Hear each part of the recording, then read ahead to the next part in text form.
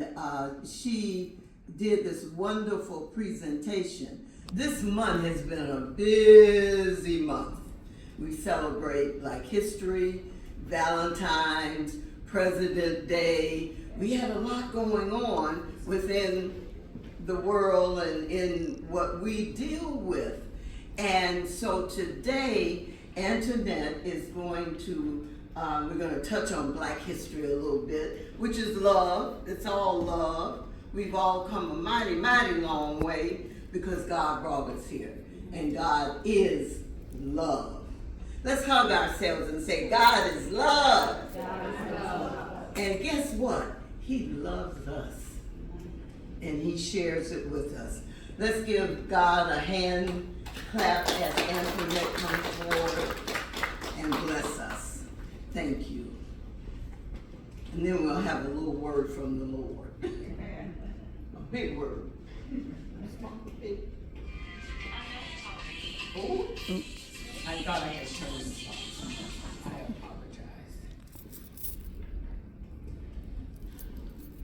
Yes, ma'am.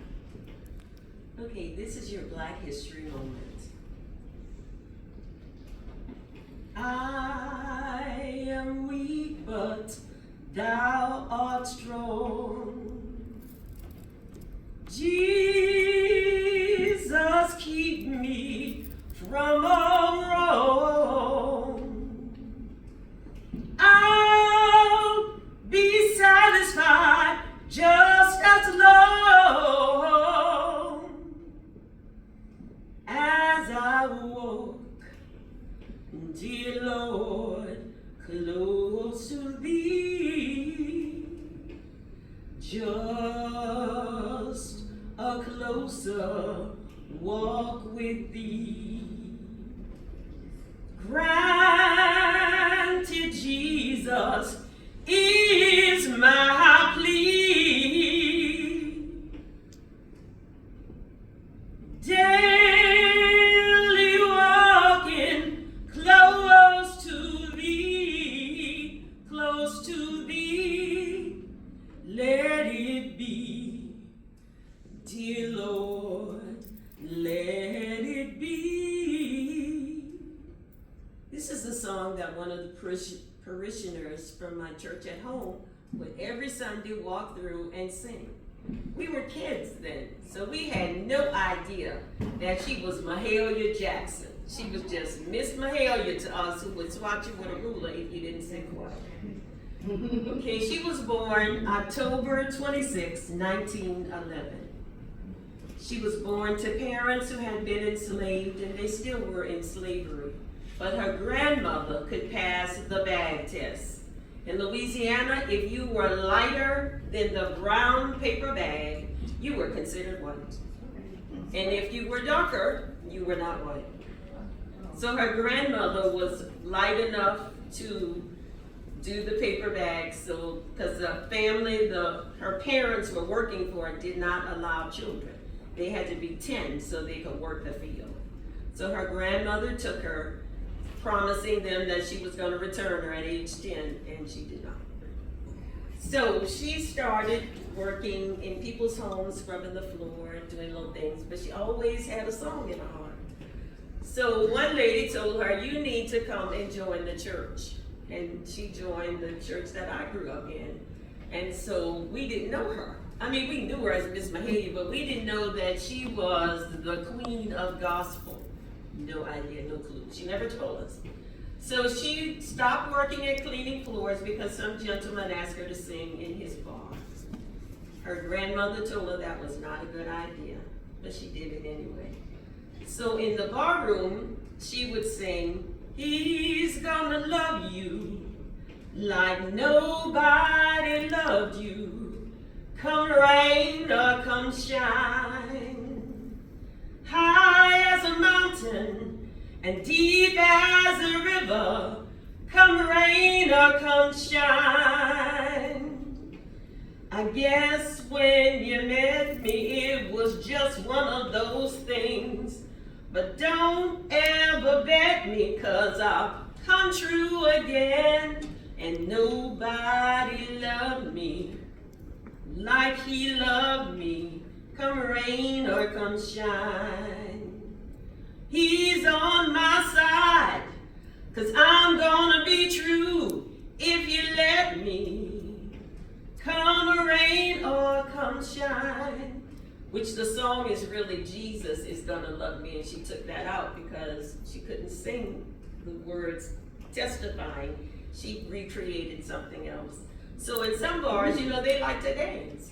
So she would sing, swing down low, chariot, let me ride. Oh, swing down low, swing down, chariot, stop and let me ride. Oh, rock me now, come in easy. I've got a home, you've got a home, you've got a home, we've got a home on the other side.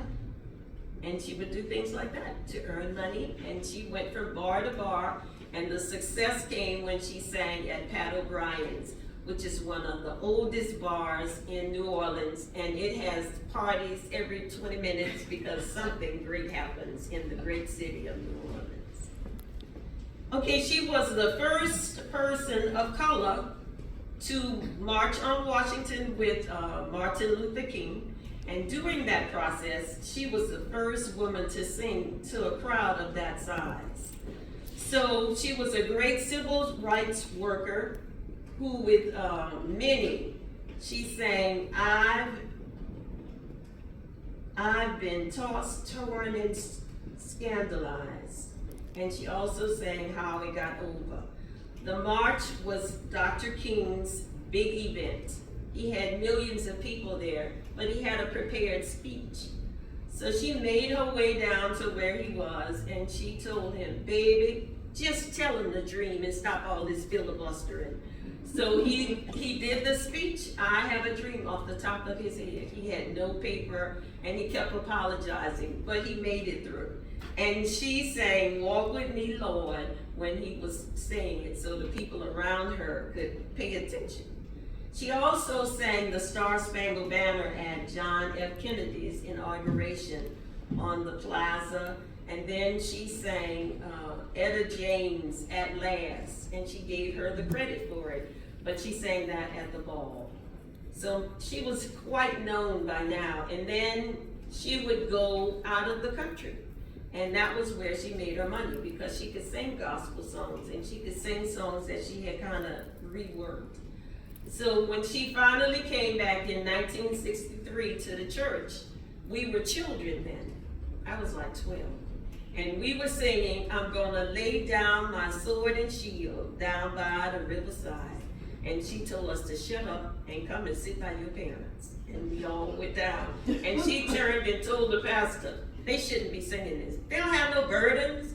Who is the oldest child in the choir? And this boy raised his hand, he said, I'm 15. Tell me what burden you have. He said, if I don't pass this calculus class, I'm not gonna get no scholarship money and I won't be able to go to college. That's my burden. She said, that's no longer your burden, I got you. You pass that test, I'll pay you tuition. Wow. She paid lots of people's tuitions, and she did music lessons, but she was really strict with us, and she'd have that dial, it was a wooden dial, she'd crack your knuckles with. And you learn how not to say anything. If you couldn't hit the note, you raise your hand and go, that's a little high for me, which was my turn. That's what I always did. She was like, Nancy, you could sing the song, just go ahead. And she'd hit that thing in her hand, and then I'd screech it out. But I know that's terrible. But on a cold February day in New Orleans, preparations had been for the upcoming Mardi Gras season. Yes, it was the funeral service for the gospel great Mahalia Jackson that captured the city's attention. Thousands and thousands of people wrapped around the Rivergate Convention Center, which is now Harrods Casino. And on February 4th, 1972, to view the body of Jackson, who had died from a heart attack on January 27th in Chicago, Illinois. So she had a memorial service in Chicago. Some of the people from home went, children could not go. You had to be 21, and we weren't. But we did get to sing at her funeral in New Orleans. And we got to do I don't know if you've ever seen it on television where they have the umbrellas and they dance behind the coffin. we got to do that and sing different little songs that the director, who was standing in the limousine, was shouting out for us to sing. But it was lots of people. We just were in the front of the line, but when you look behind you, it was everybody in the city she had ever touched in her life. They were there. And then when they laid her in the coffin, it was glass and it had mahogany sides, so you could see her. So when she went in the carriage, you could still see her. So one of the girls was talking too much and she missed the pothole. So we told her, that's Miss Mahalia telling you to shut up. So she was a wonderful person. She had a lot of great ideas and she did things that were not conventional in the 60s and 70s. But she died and that was the end of that for us, we thought. But she had endowment monies.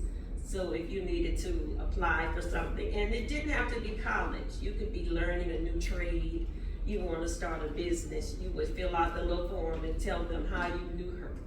And they send the money to wherever you needed it. So to this day, she is still helping others. So that is my Black History moment.